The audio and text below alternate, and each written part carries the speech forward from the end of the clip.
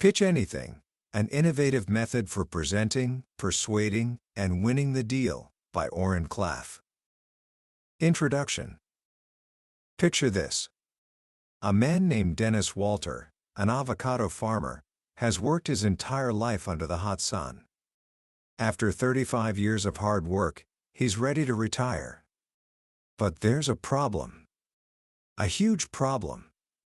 His life savings, over $600,000, are locked away in an escrow account, controlled by a man who refuses to give it back. Every day that passes, the money slips further away. Dennis is desperate. So he calls a man named Oren Klaff. Oren flies to Las Vegas and walks into the office of the man holding the money, Donald Megan. This isn't a friendly meeting. This is a confrontation. Megan is a powerful man, a criminal running a massive Ponzi scheme, though Oren doesn't know the full extent of it yet. He just knows he has to get that farmer's money back. He doesn't ask. He doesn't negotiate. He walks past the receptionist, throwing open office doors, demanding to see Megan. Megan's son, Jim, a man in a sharp Armani suit, finally comes out to handle the situation. He's calm, arrogant, and starts explaining with cold, hard logic why the money can't be moved.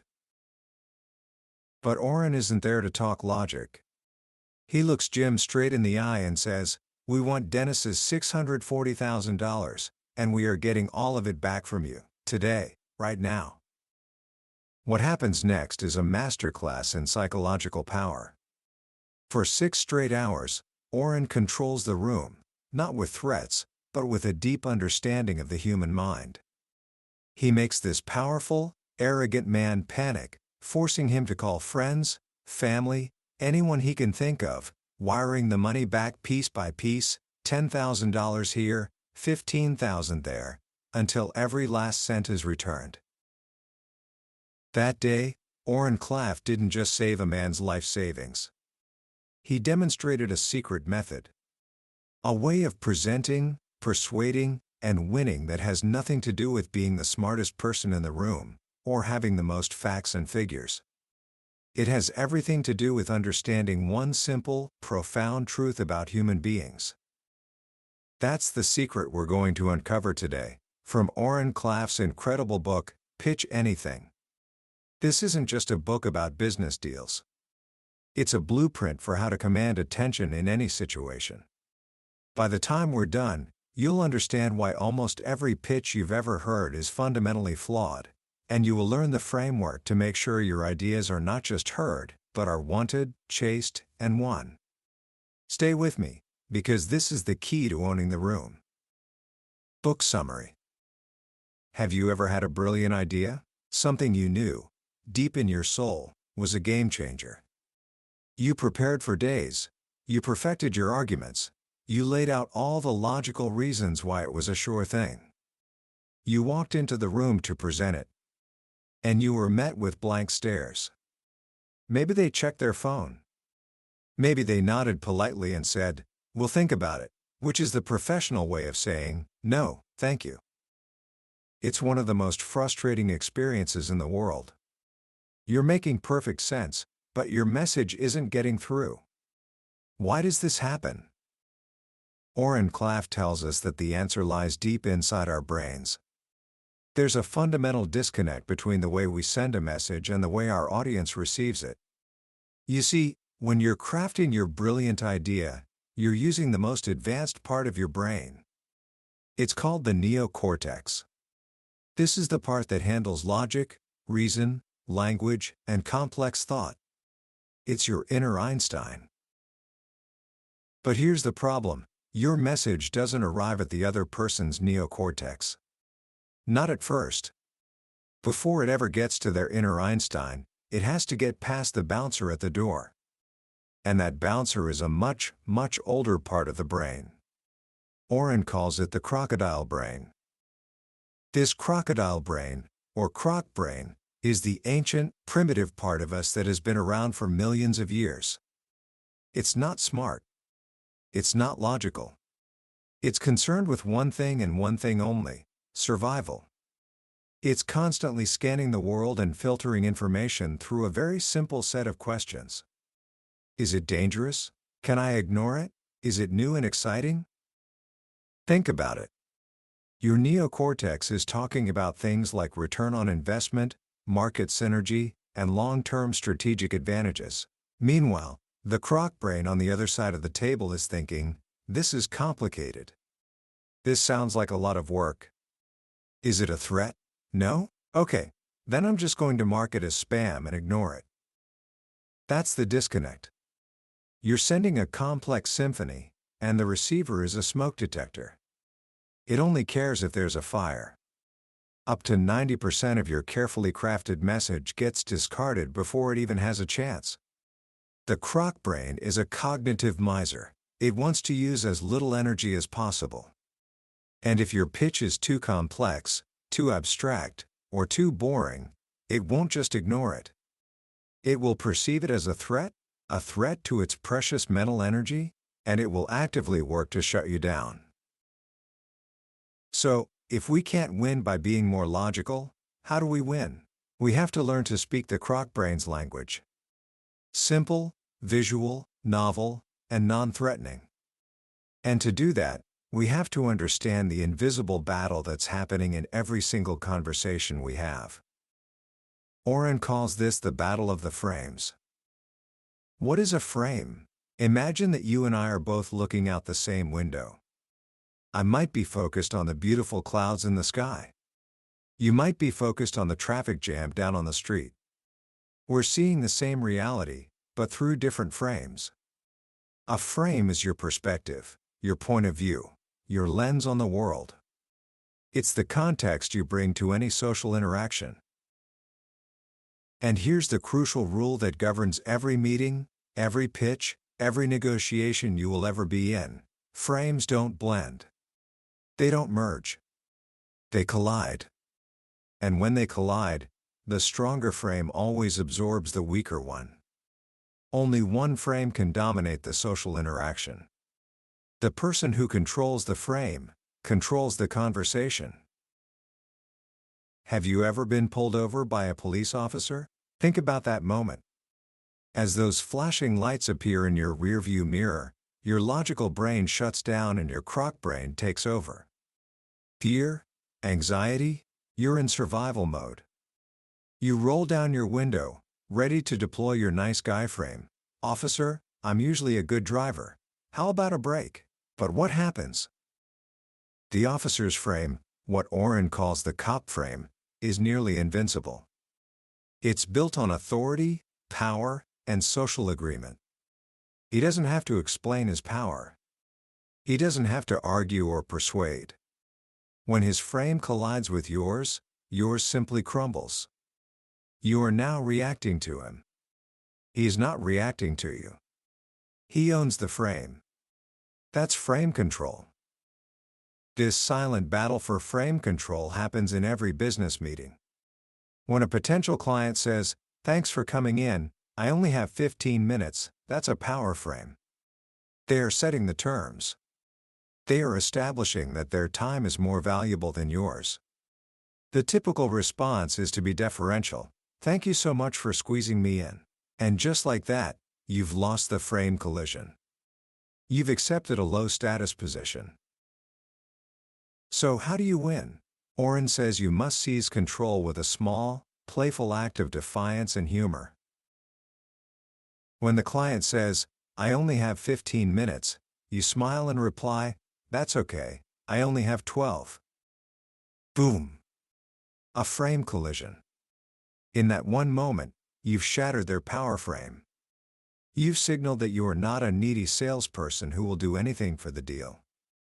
You are a peer, an equal, and your time is just as valuable. You've taken control. This brings us to a crucial element of frame control: status. You can't control a frame if you're perceived as being low status. And in most business situations, when you walk into someone else's office to ask for something, you automatically start with low status. Think of all the rituals designed to reinforce this: signing in at the reception desk, being told to wait in the lobby, being offered a bottle of water. Oren calls these beta traps. They are subtle social rituals that put you in a subordinate position and keep you there. To win, you must elevate your status. But how? You're not a celebrity or a billionaire. The secret, Oren says, is to create situational status. Think about a world-renowned cardiac surgeon. In the hospital, his global status is immense. He's the alpha. But what happens when that surgeon takes a golf lesson? Out on the driving range, the golf pro is the expert. The pro tells the surgeon what to do, how to stand, how to swing. In that domain, the surgeon's status falls, and the golf pro's rises. The pro has achieved situational status. He's created local star power. You can do the same thing in any pitch. Oren tells a fantastic story about pitching a powerful hedge fund manager named Bill Garr. Bill's office was designed to intimidate: marble floors, expensive art, photos with celebrities. He made Oren wait, then seated him in a low chair in front of his massive desk, a classic power move. Bill then took a big red apple from a bowl, took one bite, and set it on his desk, paying more attention to the apple than to Oren's pitch. Oren knew he had no status. His frame was being crushed. So what did he do? In a moment of inspiration, he stood up, walked over to Bill's desk, picked up the apple, and said, "I hope that isn't how you do deals. In a real deal, everyone needs a piece." He then took a plastic knife, cut the apple in half, took a piece for himself, and put the other half back on Bill's desk. The room went silent. Bill's two junior analysts were stunned. But after a moment, Bill burst out laughing. With one mildly shocking, friendly, and disruptive act, Oren had shattered Bill's power frame, seized high status, and captured his complete attention. He had created local star power. Once you have frame control and high status, you need to know what to do with it. This is where Oren introduces us to the specific types of frames you'll encounter and the counter frames you can use to win. You've already seen the power frame. But you'll also face the analyst frame. This is when your audience gets lost in the technical details, the numbers, the spreadsheets. They go into what Oren calls cold cognition, the logical, analytical mode that kills any emotional momentum in a pitch. The only way to defeat a cold analyst frame is with a hot intrigue frame. You do this by telling a brief, personal story. A story full of risk, danger, and uncertainty. Oren tells his own intrigue story, which he calls the Porterville incident. He was on his company plane when it suddenly surged and then nosedived, dropping 1,000 feet in seconds. Alarms were blaring, and he saw the two pilots in the cockpit, physically fighting each other, slapping each other's hands off the controls. And then, he stops the story right there and goes back to his pitch. The audience is hooked. They are no longer thinking about numbers. Their croc brain is screaming, "What happened? Why were the pilots fighting?" He has hijacked their analytical brain and replaced it with pure curiosity. He created an information gap, and the desire to fill that gap is one of the most powerful forces of attention. Then there's the prize frame. This is one of the most powerful mindset shifts in the entire book. Most people walk into a pitch thinking the buyer, the investor, the client, they are the prize. And you have to perform to win them over. Oren says this is completely backward. You are the prize. Your idea, your talent, your company, that is the scarce and valuable thing. Money is just a commodity, it's everywhere. Prizing is the art of reframing the interaction so that the other person is trying to win you over. You do this by making them qualify themselves to you. You ask questions like, "I'm very picky about who I work with. Can you tell me a bit about why you think you'd be a good partner for us?" It sounds audacious, but it completely flips the power dynamic. It signals that you are not needy. You have options. And it taps into a fundamental human behavior. We want what we cannot have, and we chase that which moves away from us. Oren learned this lesson in the most unexpected place, an animal shelter. He walked in feeling like a hero, ready to rescue a dog. He was the prize. But then the adoption counselor started grilling him. What kind of home do you have? What's your income? Who will take care of the dog? Suddenly, his hero frame was shattered. He found himself defending his worthiness to a 23-year-old volunteer. He became the commodity, and the homeless dog became the prize. The shelter had perfectly flipped the frame. So, you've learned to control the frame, see status, and use powerful counterframes. Now, it's time to actually pitch your big idea. Oren lays out a strict, 20-minute formula. Why only 20 minutes? Because after that, attention doesn't just wander, the brain actually starts forgetting what it just learned. The pitch is divided into 4 phases. Phase 1 is the introduction. You introduce yourself, not with a long resume, but with a short track record of your biggest wins. Then you introduce your idea using what he calls the why now frame, explaining the economic, social, and technological forces that have created a brief window of opportunity for your idea to succeed.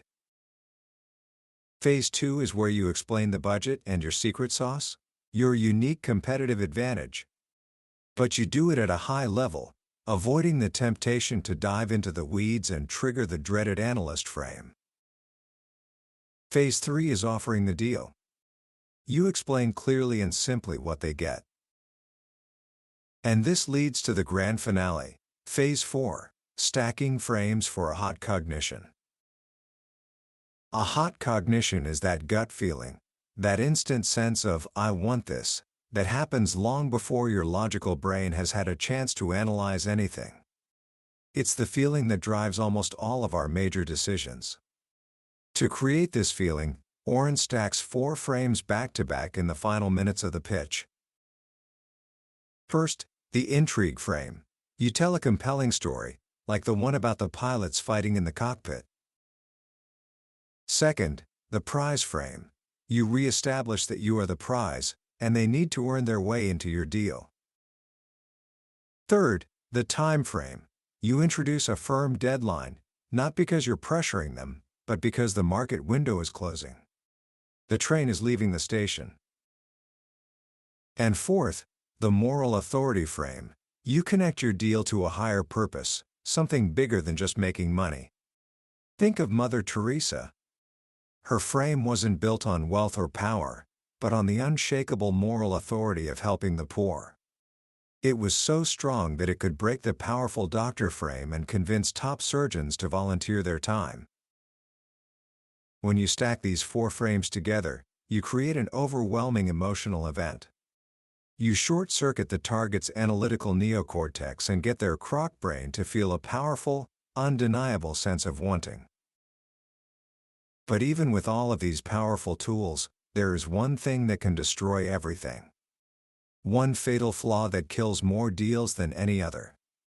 And that is neediness. Oren tells a deeply personal story about a time when he was on the brink of failure. He was trying to raise money for his tech company, but he kept getting rejected. He was down to his last $1,000, with one final pitch to save his company. Desperate, he went to his old mentor, Peter, who diagnosed the problem in seconds. "Son," he said, "you're going to these meetings. Needy. Neediness is a threat signal to the croc brain. It screams weakness and desperation, and it makes people want to run away. When you end a pitch by asking weak, validation-seeking questions like, so, what do you think? You are broadcasting neediness. So what's the antidote? Oren introduces us to a philosophy he calls the Tao of Steve, based on the cool, unflappable personas of actors like Steve McQueen. It has 3 rules. 1. Want nothing. Eliminate your desire. Be outcome independent. 2. Be excellent. Show that you are a master of your craft. 3. Withdraw. At the crucial moment, when they expect you to chase, you pull away. This is the ultimate prize frame. People want what they can't have. By being willing to walk away, you demonstrate ultimate strength and control, and you make them chase you. This entire method was put to the ultimate test in what Oren calls the airport deal. His small firm was up against the Wall Street giant Goldhammer to win a contract to raise $1 billion to redevelop an airport. Goldhammer came in with their massive power frame, a 42-slide PowerPoint presentation filled with cold, hard data. Oren did the opposite. He framed the deal not as a financial transaction, but as a chance to invest in an American legacy. He told a human story, even bringing in a local auto mechanic named Joe Ramirez to talk about how the city had paved over the community football field that used to be on the airport grounds. He created powerful hot cognitions by focusing on history, community, and legacy, a strong moral authority frame. And at the very end, after a stunning 20-minute pitch, he didn't ask for the deal. He withdrew.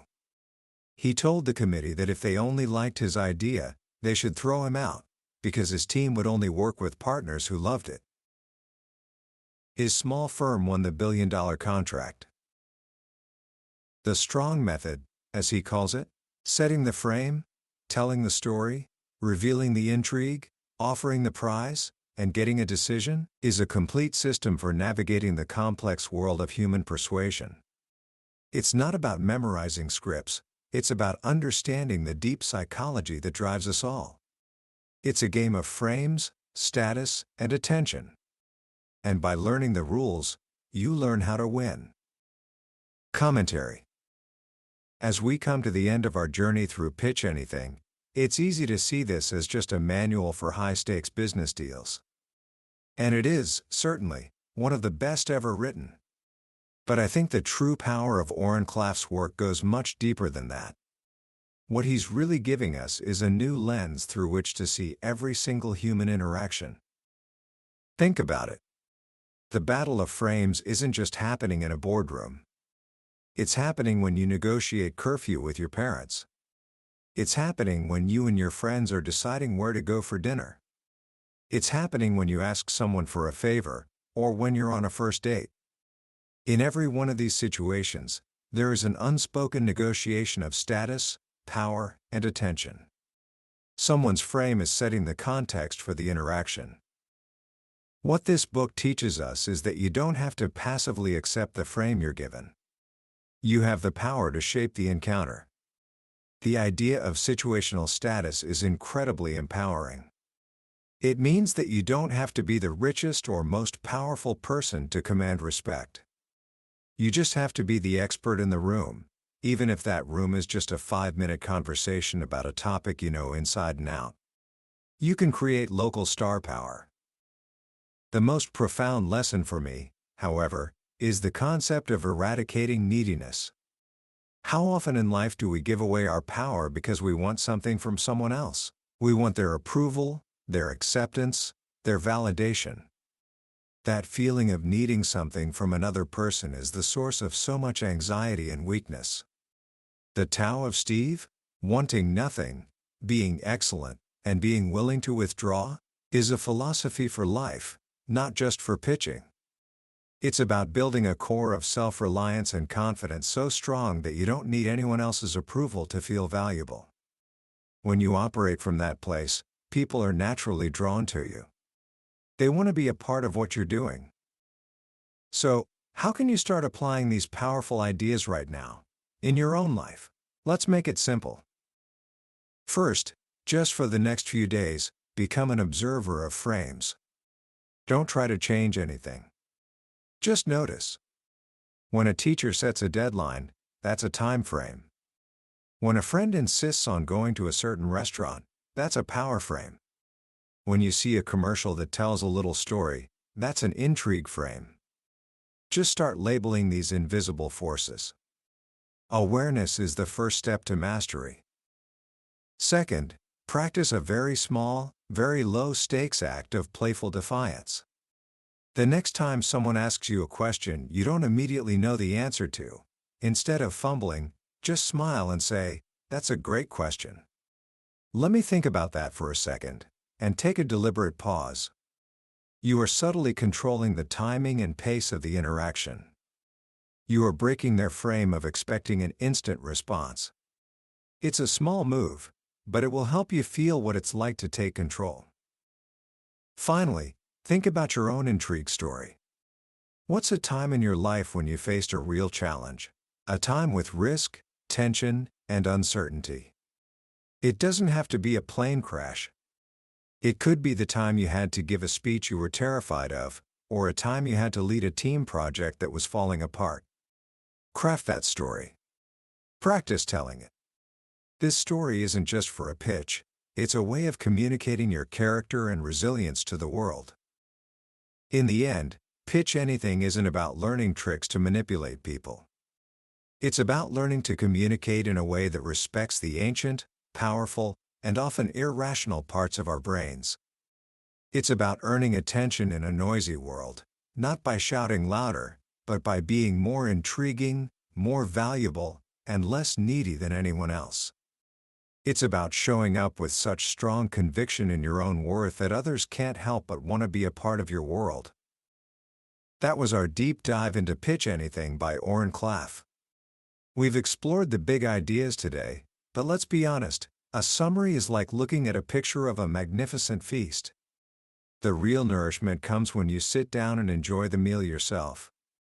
The true magic of this book is in the details, the cadence of the stories, and the way Oren's voice guides you through these powerful concepts. This summary is meant to give you a taste and help you decide if this meal is for you. If anything we've discussed has sparked a fire in you, if you feel a desire to truly own the room in your own life, then I urge you to grab a copy. Reading it isn't just an exercise in learning, it's an experience that can fundamentally shift how you see yourself and every interaction you have. The link to the book is in the description. And if you found value in our journey today, please take a moment to click that like button and subscribe to the channel. That way, you won't miss our next exploration of another game-changing book from the billionaire's bookshelf. Let's continue to learn and grow together.